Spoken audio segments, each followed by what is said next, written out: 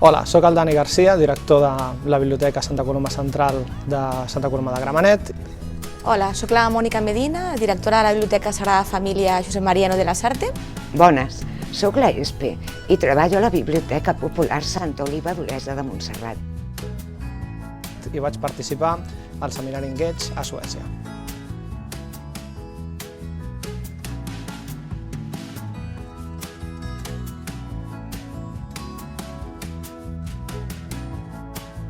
Som societats molt diferents i, clar, hi ha trets de respecte cap al bé comú, als espais comuns, que aquí hi ha forces diferències. La diferència, jo crec, clau està en la concentració de recursos que poden fer, no? I ells tenen com molt clar que dintre de cada espai hi han d'haver uns perfils adequats per treballar amb el tipus de públic que ha d'omplir aquest espai. Això sí que em va semblar la diferència capital.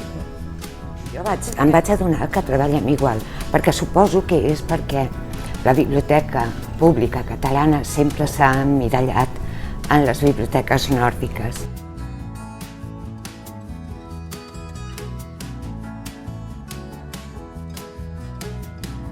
Eren equips molt motivats, molt implicats, i tota aquesta part que ens van explicar de treball molt proper amb l'usuari, sobretot amb els joves, de molta relació, de molta comunicació, d'escoltar-los. Jo penso que això es pot fer a qualsevol biblioteca i a qualsevol lloc. Ells comentaven que el que volem és que els joves vinguin a la biblioteca i que d'entrada no vindran i llegiran els clàssics. I llavors ells treballen motivant-los i parlaven que tenien videojocs, tenen el FIFA, tenen això que comentava, aquesta literatura que considerem trash o menys formal o menys, diríem, que no són els clàssics. Llavors això és un reclam per després poder treballar moltes altres coses. Llavors això es pot fer a qualsevol biblioteca. El tema del mobiliari, més enllà dels espais, el tipus de mobiliari adaptat era fantàstic.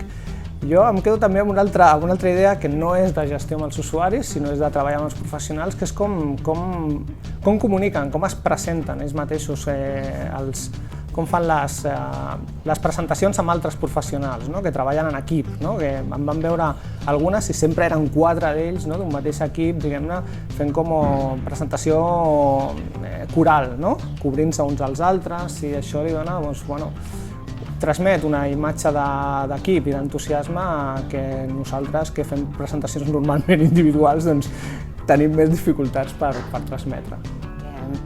Allà no era qüestió d'educar, el jove agafava les regnes d'allò que volia desenvolupar, ho plantejava i el bibliotecari l'acompanyava.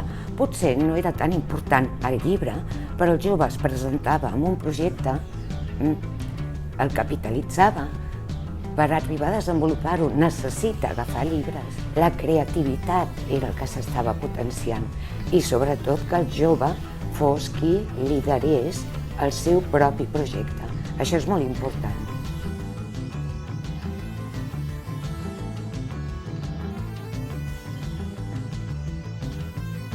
El que em va impactar molt van ser els espais, a la visita que vam fer a la Culture House, a Estocolm.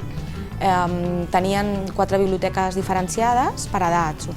La biblioteca de 14 a 25 era com una discoteca, era un espai fosc, amb música d'un club, i vaig trobar que era un espai on un jove voldria quedar-s'hi. Després també em va agradar molt la barreja que tenen de professionals, que nosaltres a les nostres biblioteques tenim perfils de bibliotecari, d'auxiliar, personal de suport, però no integrem altres perfils professionals, són experiències molt puntuals. I ells, els seus equips, ens comentaven, tenien un pedagog, tenien artistes, són multidisciplinars, i això per treballar en qualsevol col·lectiu.